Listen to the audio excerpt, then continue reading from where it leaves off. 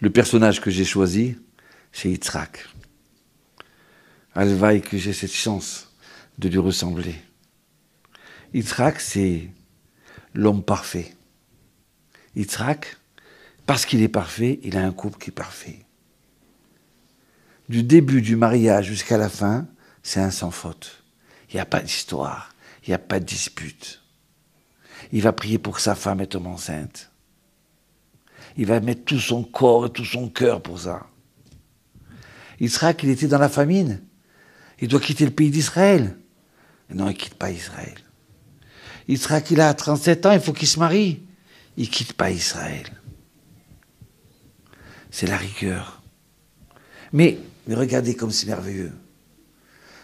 L'homme parfait, il va naître en lui Esav et Yaakov. Esav, c'est l'imparfait. C'est-à-dire que Esav, en hébreu, ça veut dire il est complet, hein, il est terminé. Alors qu'au fait de compte, c'est un rachat. C'est un méchant. Et là, Yitzhak, il va tout faire pour le rattraper. Il va l'aimer, il va le chérir. Vous savez, il y a des fois des gens qui sont de rigueur, il y a des gens qui ont réussi dans la vie. Ils ne supportent pas les gens qui sont dans l'échec. Ils ne supportent pas les gens qui sont imparfaits. Ils n'arrivent pas à s'occuper de ces gens-là. Eh bien, Yitzhak, c'est le contraire. Yitzhak, il est tellement parfait, Ken, qu'il arrive à descendre avec Esav qui est imparfait. Alors, à un tel point qu'à la fin de sa vie, il va demander à Esav, tiens là, je veux te bénir. Peut-être en te bénissant, tu vas arriver à te propulser. Vas-y, va me chasser une bête pour la manger. D'accord? Mais je ne comprends pas, moi. Qu'est-ce que tu demandes à Esav à chasser? Est-ce qu'il avait besoin de manger? Il y avait sa femme, Rivka, qui était là. Eh bien, regardez bien. Esav, il sait que le kiff de Esav, c'est quoi? C'est de partir à la chasse.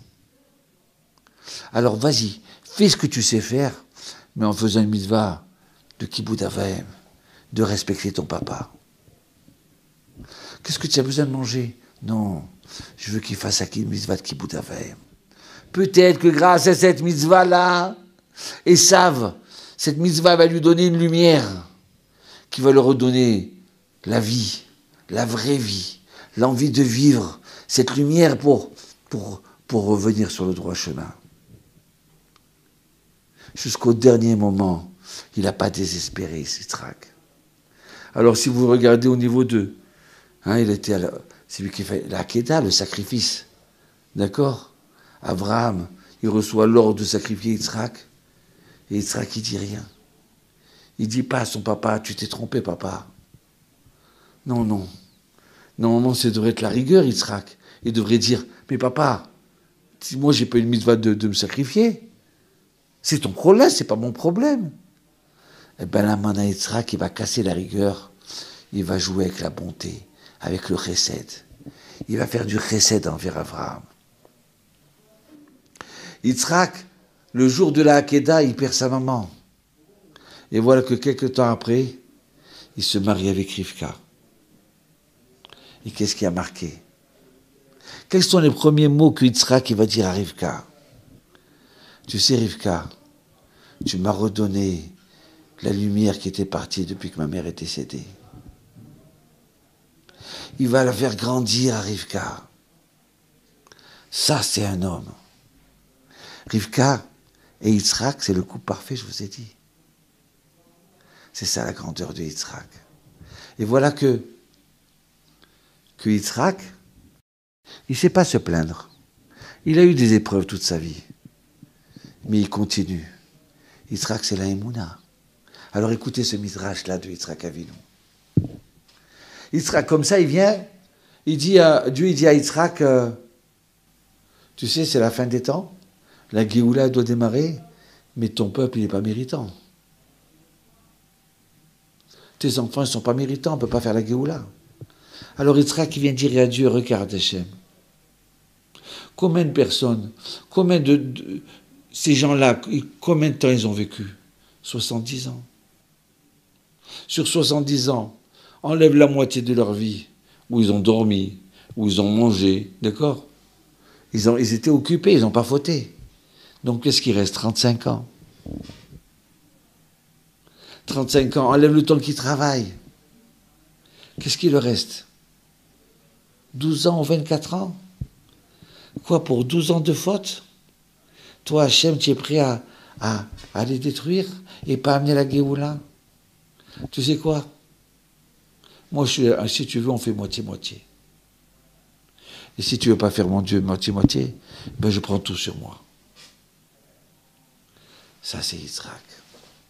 C'est la personne qui est de rigueur, mais qui est prêt à tout donner, à tout aimer ses enfants. C'est lui, grâce à Yitzhak, que la Géoula va démarrer. Et qu'elle démarre là. Pourquoi? Vous savez quoi? Elle a encore un dernier mot. Parce que le mot Yitzhak, ça veut dire il rira. Yitzhak, c'est le rire de l'impossible. Il devait raconter à ses enfants, vous savez quoi? Ma maman, elle m'a eu à l'âge de 90 ans. Vous savez c'est quoi ça? Mais c'est pas possible. Eh bien oui, je suis un miraculé. Je suis un S. Et si je suis un miraculé, donc je crois au miracle. Et si je crois au miracle, je crois en l'homme qui peut se transformer. Je crois aux Juifs qui peut se transformer. Je crois en toi, mes enfants. Je crois en toi. Voilà, Yitzhak, il rira. C'est le rire de l'impossible. Oui, le Juif, il peut faire l'impossible. Merci, Yitzhak. Ravi-nous. Merci beaucoup. Oui. Fabrice, est-ce que je peux dire un dernier mot? On est un peu charrette ce soir sur le timing, mais bon, on vous adore, alors allez-y. Mais une petite minute, pas plus, d'accord? Ok, pas de souci. Alors, Yitzhak, c'est le rire de l'impossible.